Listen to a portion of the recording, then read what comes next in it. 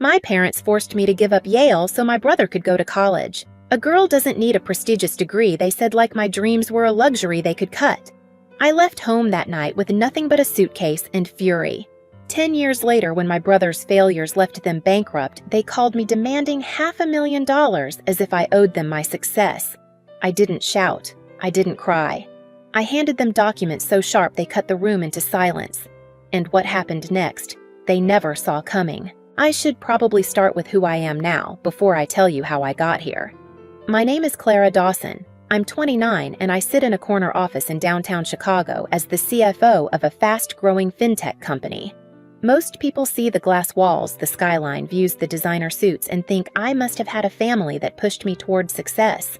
They imagine proud parents at every graduation and supportive calls before every interview. The truth couldn't be more different. I grew up in a small town in Ohio, the kind of place where Friday night football was the highlight of the week and everyone knew which families had money and which didn't. My dad, Mark, worked as a regional manager for a logistics company. My mom, Linda, kept part-time jobs bookkeeping whenever offices needed an extra pair of hands. We weren't rich, but we weren't struggling either. From the outside, we looked like a pretty typical middle-class family, modest house, Sunday dinners, 2 kids.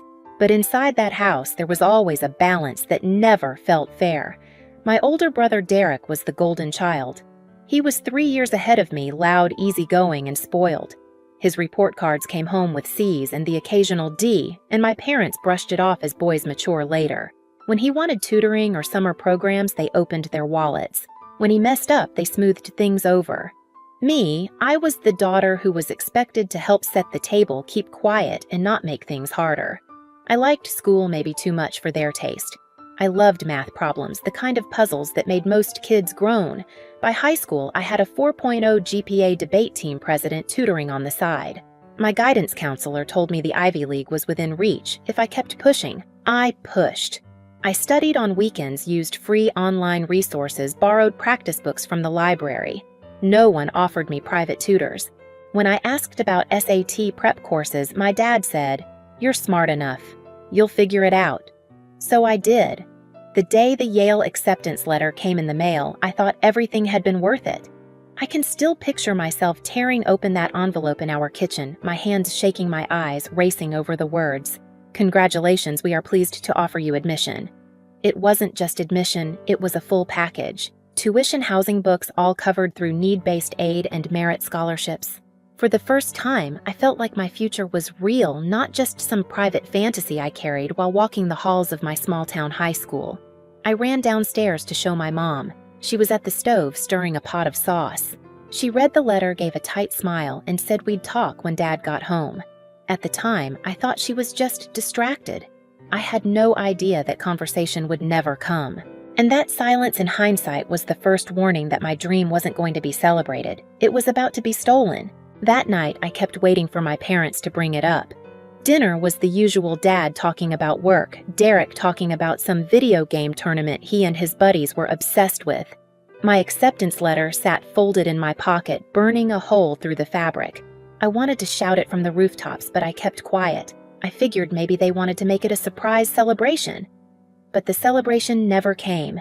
Days passed. My mom said we'd talk soon. My dad brushed me off with, "We'll figure it out." Meanwhile, Derek's rejection letters started piling up on the kitchen counter. One from Penn State, another from Ohio University, then even the small local schools. Each time, my mom would sigh, rub his shoulder, and tell him it wasn't the end of the world. My dad would promise to make some calls. I was still holding on to hope, though. I thought maybe they were just stressed. Maybe they needed time to process both of us being at crossroads. So when Mom announced we were having a special Sunday dinner, I thought finally, they were going to celebrate me. The table was set nicer than usual. Pot roast, mashed potatoes, a bottle of wine Dad rarely opened. I sat there with this buzzing in my chest, waiting for the toast. I imagined Dad raising his glass, saying how proud he was of me. Instead, he cleared his throat after dessert and said something I'll never forget. "Clara, we need you to decline Yale." I actually laughed, thinking it was a bad joke. But when I looked at his face, I realized he wasn't kidding. "We need to focus our resources on Derek," he went on like he was explaining a budget spreadsheet. "He needs college more than you do. You can always go to community college for a couple of years, then transfer somewhere affordable. Mom jumped in right after. Honey, a girl doesn't need a prestigious degree. You're smart, you'll do fine anywhere. But Derek, he needs every chance we can give him. I felt like the floor dropped out from under me. You want me to give up Yale? For him, I asked, my voice barely steady. Derek sat back in his chair, smirking like he'd already won. Hey, don't look at me, he said, raising his hands like he was innocent. Dad's face darkened. Watch your tone, Clara. We're your parents. We know what's best. I couldn't hold it in anymore. What's best for me, or what's best for Derek? That's when Mom's voice cracked. Don't be selfish. Your brother needs our support right now. Selfish. That word stung. All I'd ever done was work hard alone without their money or help, and now they wanted me to throw it all away. The argument spiraled from there, voices raised, Dad shouting about ungrateful daughters, Mom crying into her napkin. Finally, Dad slammed his fist on the table. You decline that offer by Monday, or you pack your bags and get out of this house. I didn't say another word. I just sat there feeling the pot roast go cold on my plate. Somewhere deep down, I knew my life had just changed forever. I barely slept that night. I lay awake, staring at the ceiling fan, listening to it creak with every rotation. My chest felt heavy, like someone had stacked bricks on it. I kept replaying their words, selfish, ungrateful decline. Yale, over and over until the words lost shape and just became noise in my head. By morning, I knew I couldn't stay in that house, not with Derek gloating in the hallway and my parents pretending they were doing this for the family. But I didn't know where to go. That's when I thought of Grandma Margaret. She was my dad's mother, but unlike him, she had this quiet strength about her. Widowed for years, she ran her own antique shop, kept her own books, and never relied on anyone. Whenever I visited, she'd slip me cookies in the kitchen and ask about my grades like they mattered. She was the only one in the family who ever treated me like more than an afterthought. So I called her. My hands were shaking so hard I almost dropped the phone. I told her everything, my voice breaking halfway through. I'll never forget the pause on the other end before she said 5 simple words. Pack your things. Come here. That was it. No lecture, no hesitation. Just a lifeline. I waited until early morning the next day. The house was still dark. I stuffed my clothes into garbage bags, grabbed my laptop, and tucked the Yale letter into my backpack. My heart was pounding so loud, I thought it would wake everyone up. I slipped out the front door, the screen door squeaking softly like it wanted to betray me. The drive to Grandma's was only an hour, but it felt like crossing a border into another world. When I pulled up, she was waiting on the porch with a mug of coffee and a slice of toast as if she'd been standing there the whole time. She didn't ask questions right away. She just hugged me tight and said, "You're safe now." In the days that followed, she helped me figure out my next steps. Yale was gone. I'd missed the confirmation deadline while my parents played their game. But the local community college was still open for applications. "It's not Yale," she said, "but it's a start. You'll get where you need to be." I wanted to cry again, but instead I nodded, because she was right.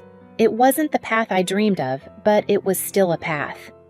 Grandma paid the deposit for a tiny studio apartment near campus. She helped me find a part-time job at a diner, and when my car broke down, she covered the repairs without blinking. Every Sunday, she'd invite me over for dinner and slip $20 bills into my textbooks when she thought I wasn't looking. "Family takes care of each other," she'd say. Real family. Those words stayed with me because for the first time, I understood what family could actually mean. Community college was nothing glamorous. The campus was a cluster of aging brick buildings that smelled faintly of industrial cleaner and burnt coffee. My studio apartment had walls so thin I could hear my neighbor's alarm clock every morning before mine went off. But it was mine. It was freedom. Those first months were brutal. I'd go to classes during the day, then head straight to my shift at the diner. Greasy floors, clattering dishes, the constant hiss of the fryer, it became my soundtrack. I'd drag myself home around 2 in the morning, still reeking of hash browns and cheap coffee, then stay up another hour to finish assignments. On good nights, I got 4 hours of sleep. On bad nights, less. But I kept pushing. If I wanted to transfer somewhere better, I had to keep my grades perfect. So I lived on instant ramen, day-old diner rolls, and adrenaline. My parents called a few times in those early months. I'd see their number light up my phone, and my stomach would not. Sometimes I'd listen to their voicemails, Dad telling me I was being dramatic, Mom insisting I should come home and make things right. I never called back. Derek sent me one text calling me selfish and a traitor to the family. I blocked him. Grandma, though, she never let me feel alone. She'd cook Sunday dinners that smelled like comfort roast chicken fresh bread pies cooling on the counter. She'd pack leftovers into containers pretending she accidentally made too much. She'd tell me stories about my grandfather, about running the antique shop, about how she had once stood her ground when people told her a woman couldn't handle a business. Those dinners were my anchor. They reminded me that someone believed in me. After a year and a half, I applied to transfer to Ohio State. When the acceptance came through with a partial scholarship no less, I ran straight to Grandma's shop, waving the letter in the air. She set down the porcelain vase she was polishing, wiped her hands on her apron, and hugged me so tightly I thought my ribs might crack. "See?" she whispered. "Told you this wasn't the end. It was just the beginning." Ohio State was a new world. Bigger classes, tougher competition, and more opportunities. I worked at the library during the week and picked up weekend shifts as a hostess at a restaurant downtown. Still exhausting, but I could feel the ground under me starting to solidify. Meanwhile, Grandma kept me updated on my parents and Derek. They had managed to enroll him in a private college in Pennsylvania. Not prestigious, but expensive. She shook her head every time she told me how they refinanced their house and raided their retirement savings to keep him there. I didn't say much, but inside a small part of me wondered how long that could last. 2 years into Derek's private college stint, the updates from Grandma turned darker. First, she said he'd been placed on academic probation. Then came the news of a suspension, something about vandalism at a frat house.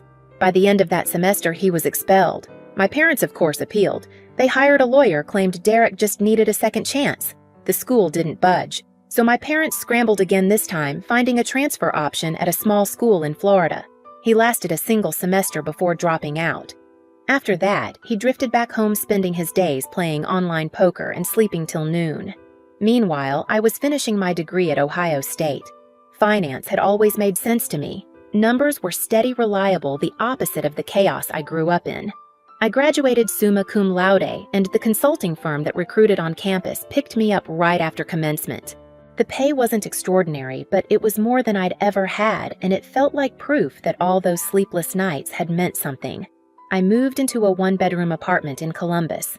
Real furniture, not milk crates. A car that didn't need duct tape to keep the bumper on. For once, life felt stable. And I didn't stop there. My firm offered tuition assistance for grad school, so I applied to MBA programs. Case Western Reserve accepted me with partial funding. For 2 years, I juggled work during the day and classes at night. I'd leave the office at 5, sit through lectures until 9, then study until midnight. Exhausting, yes, but compared to those community college years, it felt almost manageable.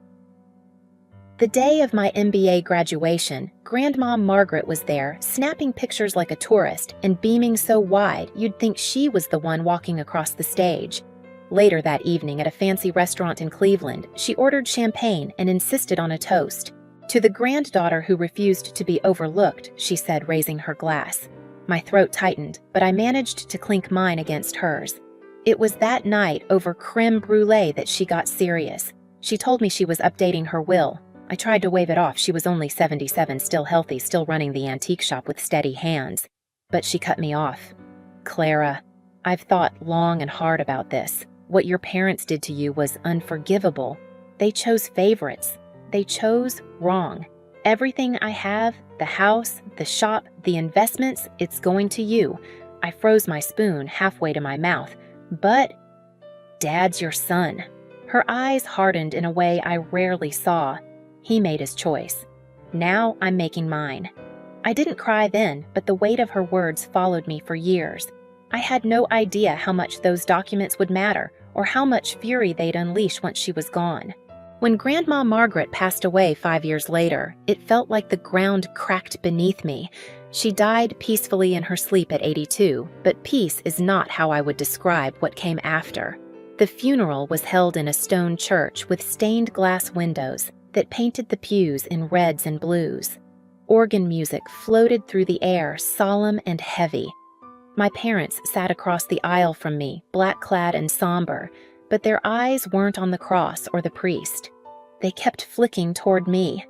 And Derek, bloated, tired-looking, stared like I was carrying something he deserved. The whispers started even before the will was read. "The house must be worth close to $1 million," one relative muttered. "The shop's always busy." I could feel the calculations in the air, like everyone was waiting to see what chips they could grab. A week later, we all gathered in the office of Mr. Harris' grandma's lawyer. Dark oak shelves, heavy curtains, the smell of paper and dust. He passed copies of the will around, though I could tell my parents hadn't read theirs. They probably assumed Grandma would split everything evenly, that blood ties guaranteed loyalty. Mr. Harris cleared his throat and began. "To my beloved granddaughter Clara, I leave the house valued at approximately $800,000. I leave the antique business currently profitable along with its assets. I leave my investments totaling roughly $2 million. The room buzzed. My mother's hands gripped her purse so tightly her knuckles turned white. "And to my son, Mark, and his wife, Linda," Mr. Harris continued, his voice steady, "I leave the sum of $1. A reminder of how they valued their own daughter." Silence slammed into the room. Then my father shot to his feet, face flushed, spitting words like venom. "This is outrageous. She wasn't in her right mind. Clara manipulated her." Without flinching, Mr. Harris pulled out another folder. Mrs. Henderson anticipated this. A codicil was added 1 month prior with medical certification from Dr. Marcus Webb, a licensed psychiatrist attesting to her mental soundness. 3 witnesses signed and it was notarized. The will is airtight. I'll never forget the sound of my mother's sob, half anger, half despair. "How could you do this to us, Clara? We're your parents." I looked at her, my voice calm but sharp. "You stopped being my parents the day you told me to throw away my future. They tried, of course. They filed a lawsuit claiming undue influence, that I had isolated Grandma and turned her against them. Court became a stage for ugly truths. My high school guidance counselor testified about the time my parents refused to fund SAT prep for me while spending thousands on Derek. Former neighbors confirmed they saw Derek receiving endless resources while I was left on my own. The judge wasn't impressed by their case. After months of hearings, he dismissed their claims. The estate remained mine. It should have ended there, but desperate people rarely walk away quietly. 6 months into the probate process, before the ink on the court's dismissal was even dry, the phone rang. The number was unfamiliar, but I recognized the voice instantly. "Clara," my mother sobbed. "Please, you have to help us. The bank is about to foreclose on the house. We need $500,000, just as a loan. We'll pay you back in a month, I swear." I stared at the phone like it was something venomous. 500,000. In a month, I asked the only question that mattered. "Where exactly would you get $500,000 in 30 days? We'll figure it out," she insisted. "You have the money. You got everything. We got nothing. We're family helps each other." Something inside me snapped. A bitter laugh slipped out before I could stop it. "Family. You mean like when you helped me by telling me to give up Yale, or when Dad threatened to throw me out if I didn't obey?" That kind of family. On the other end, silence stretched. Then her voice hardened. "That was different. We were trying to do what was best. For Derek. Always for Derek. The words I'd lived under my entire life." I didn't bother saying goodbye. I hung up. The emails started next. Dad wrote long, angry paragraphs about how I had manipulated Grandma, how as the only son, he was entitled to her estate. Derek chimed in, firing off short, venomous lines. "You owe us. Without Mom and Dad, you'd be nothing." Then, a letter arrived from a new lawyer demanding I settle quickly to avoid further damage. I slid it across Mr. Harris's desk. He read it, smirked, and drafted a response so sharp it might as well have been a blade, every claim dismantled, every threat turned into dust. Meanwhile, I kept working. My consulting job had turned into a finance director role at a tech startup. My equity was growing, the antique shop had expanded to a second location, and the scholarship fund I'd set up in Grandma's honor had already helped its first students enroll in college. But their voices still echoed. Even as I built my life brick by brick, I could hear their accusations, selfish, manipulative, ungrateful. Some nights I lay awake wondering if I should feel guilt. Was it wrong to be the one who got out while they crumbled? Then I'd remember that dinner table, pot roast cooling on my plate, my father's ultimatum, my mother's words. A girl doesn't need a prestigious degree. That memory hardened me like steel. When people asked later how I responded to my parents' pleas, I told them the truth. I didn't yell, I didn't cry, I didn't explain. I simply handed them documents they couldn't argue with. Court orders notarized wills airtight codicils, paper stronger than blood, and the look on their faces when they realized there was no way back. That was the moment the scales finally tipped. But the story wasn't done yet. Their fall was only beginning. Once the legal dust settled, the real unraveling began. The house my parents had refinanced to fund Derek's education finally went under. I heard through a former neighbor that the foreclosure notice was taped to the front door like a scarlet letter. By the time the locks were changed, they'd already moved into a cramped apartment on the outskirts of Dayton. Dad couldn't get another management job. He was in his late 50s competing against younger candidates willing to work longer hours for less pay. Eventually, he took a night shift as a warehouse security guard. Mom found work cleaning offices hauling trash bags that probably weighed more than she did. Derek disappeared to Texas supposedly to escape creditors. Word was he worked odd jobs, slept on couches, and ducked anyone who came looking for repayment. His gambling debts weren't small, and they weren't owed to people who sent polite reminders. Sometimes acquaintances would approach me with pity in their voices. "Clara, maybe you should help them. They're still your parents." As if blood alone erased everything that had happened, as if they'd ever chosen me the way they chose Derek. What those people didn't understand is that I did help someone, just not the people who betrayed me. The scholarship fund I built in Grandma Margaret's name kept growing. I read every application myself, girls, who reminded me of me burning with ambition, but trapped in families who didn't believe in them. When I approved their scholarships, I imagined sliding a set of keys into their hands. Keys to freedom. Meanwhile, the antique shop thrived. I'd hired a manager who had worked with Grandma for years, someone who understood both the inventory and the customers. With online sales and a little modern marketing, it grew into 3 stores across Ohio. Each time we opened a new location, I brought Grandma's old brass key with me and placed it in my desk drawer like a quiet reminder of where the turning point had begun. As for me, I climbed. The tech startup I joined after my MBA hit a massive Series D round. Suddenly, I wasn't just managing spreadsheets. I was steering a company through rapid growth. At 29, I became CFO. The title didn't erase the past, but it put me on equal footing with the very people who once told me I'd never need more than something local. And here's the irony: my parents had sacrificed everything for Derek, betting all their chips on their golden child. Now he was broke, they were broke, and the daughter they dismissed as expendable had become the only one standing. But I wasn't standing for them. I was standing for myself. Last month, Derek sent me a connection request on LinkedIn. His message was short: "We should reconnect. Family is important." I stared at his empty profile. No job history, no achievements. Just the words "seeking opportunities." I didn't respond. It wasn't anger that stopped me. It was something colder, steadier: indifference. The opposite of love isn't hate. Hate still ties you to the person. Indifference severs it completely. I heard from a friend back in Dayton that she saw my mother at the grocery store flipping through coupons, counting change twice before paying. My father, I'm told, walks his warehouse rounds with a flashlight slouched from exhaustion. Do I pity them? Not really. They made their choice years ago over pot roast and wine when they decided their daughter was less than their son. Sometimes I think back to that night, me sitting at the dinner table waiting for praise and hearing an ultimatum instead. I wonder if they ever replay it the way I do. Do they recognize that was the night they lost me? Do they understand that their favoritism cost them everything? I doubt it. People like them never admit they're wrong. They'll go to their graves believing I was selfish. But here's what I know: their cruelty shaped me. Their rejection forced me to build resilience brick by brick. Their favoritism showed me what not to become. If they had supported me, maybe I would have gone to Yale, landed a good job, lived a comfortable life. But I wouldn't have fought as hard. I wouldn't have appreciated every small victory the way I do now.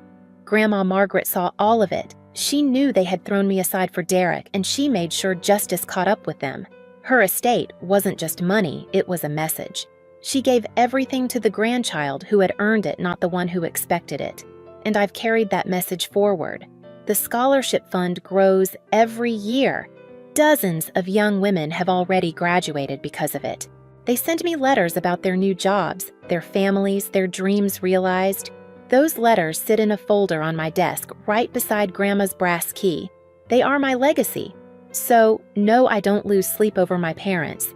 I don't ache for Derek. I built a life without them, a life full of chosen family mentors, colleagues and students who remind me why I keep pushing. The girl who was told a prestigious degree was wasted on her is now a CFO, a business owner, a benefactor.